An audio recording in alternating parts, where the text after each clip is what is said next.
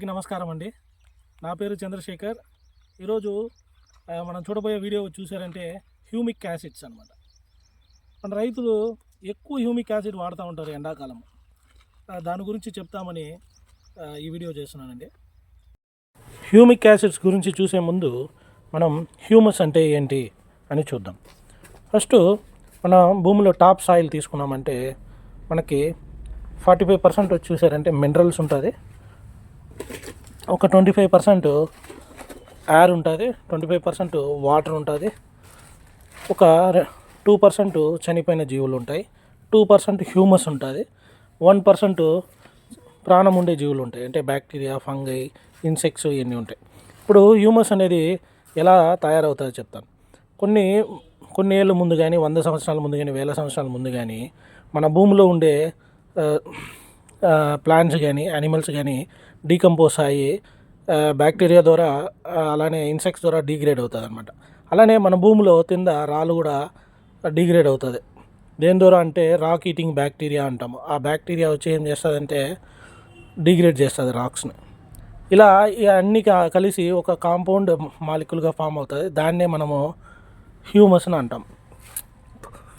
ఇప్పుడు మనం dinosaur period నుంచి ఇప్పుడు ఉండే కాలం వరకు కూడా మనకి ఆర్గానిక్ కాంపౌండ్ అనేది స్టేబుల్గా భూమిలో ఉంటుంది.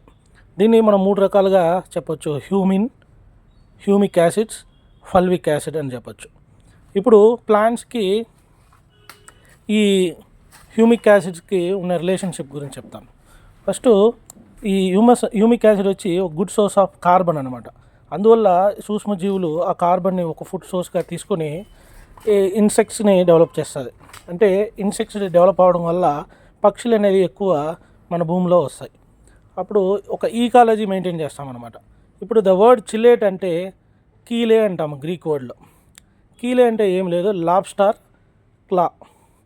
ఇక్కడ ఈ కీలే అంటే ఈ హ్యూమిక్ యాసిడ్ చూసారంటే ఒక పాజిటివ్ అయాన్స్ ఉంటుంది అనమాట. అదేమవుతుందంటే భూమిలో హైడ్రోజన్ లాస్ జరిగినప్పుడు ఒక ఎంటీ స్పేస్ అనేది క్రియేట్ అవుతుంది. ఎంటీ స్పేస్ క్రియేట్ అయినప్పుడు మనకు భూమిలో మైక్రోన్యూట్రియన్స్ ఉంటాయి కదా, ఐరన్, కాపర్, మ్యాంగనీస్, జింక్, అవి పాజిటివ్లీ ఛార్జ్డ్. అవి ఏమవుతాయంటే హ్యూమిక్ యాసిడ్కి అటాచ్ అయ్యి రూట్స్ వచ్చి నెగటివ్లీ ఛార్జ్డ్. అప్పుడు ఆ రూట్స్ వచ్చి ఈ పాజిటివ్లీ ఛార్జ్ని అట్రాక్ట్ అయ్యి మనకి హ్యూమిక్ యాసిడ్స్ ఈ మైక్రోన్యూట్రియన్స్ని వేరు ద్వారా మొక్కకి అందిస్తూ ఉంటుంది. దాన్ని మనం చిలేటెడ్ అని అంటాం. సో ఒక బెటర్ న్యూట్రిషన్ అవైలబిలిటీ ఉంటుంది హ్యూమిక్ యాసిడ్ మన భూమిలో మనం ఎక్కిస్తే. ఇక్కడ చూడండి, ఐరన్, కాపరు, జింక్, మ్యాంగనీస్ అనేది ఒక పాజిటివ్ అయాన్స్ ఉంటుంది. దాన్ని మనం క్యాటయాన్ అంటాం. ఇప్పుడు ఇక్కడ బెటర్ న్యూట్రిషన్ అవైలబిలిటీ జరిపిస్తుంది కాబట్టి ఇక్కడ క్యాటయాన్ ఎక్స్చేంజ్ కెపాసిటీ అనేది ఉంటుంది. ఇప్పుడు హ్యూమిక్ యాసిడ్ యూజెస్ గురించి చూద్దాం. ఫస్ట్ ఇంప్రూవింగ్ సాయిల్ స్ట్రక్చర్ అనమాట.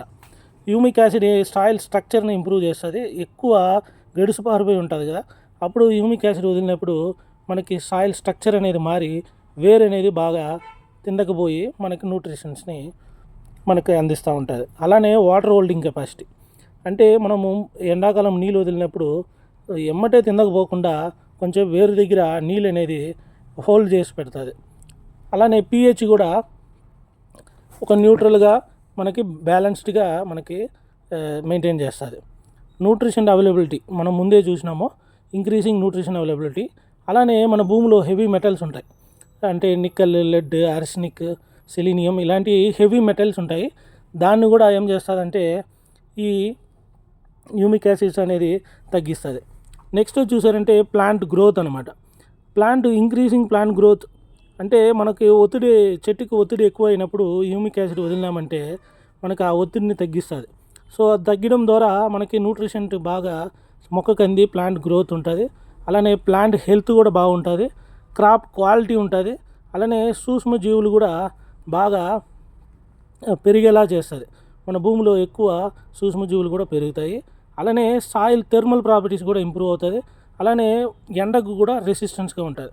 ఇప్పుడు ఈ నైట్రోజన్ లీచింగ్ మనము ఎక్కువ యూరియా కానీ 319 కానీ ఈ వదిలినప్పుడు వేరు దగ్గర నుంచి పక్కకు జరిగిపోతూ ఉంటాయి వాన పడినప్పుడు. అప్పుడు ఏమవుతుందంటే మనకు మొక్కకి ఈ నైట్రోజన్ అందదనమాట. అది మనం నైట్రోజన్ లీచింగ్ అంటాము. సో మనకి లెస్ ఈల్డ్, అంటే ఈల్డ్ అనేది తక్కువ దొరుకుతుంది. అదే మనం హ్యూమిక్ యాసిడ్ వదిలినప్పుడు ఏమవుతుందంటే ఆ నైట్రోజన్ని ఎక్కడికి పోకుండా వేరు పక్కనే ఉండేలా చేస్తుంది. అలానే మొక్కకు అందిస్తూ ఉంటుంది. మనకి మంచి ఈల్డ్ దొరుకుతుంది.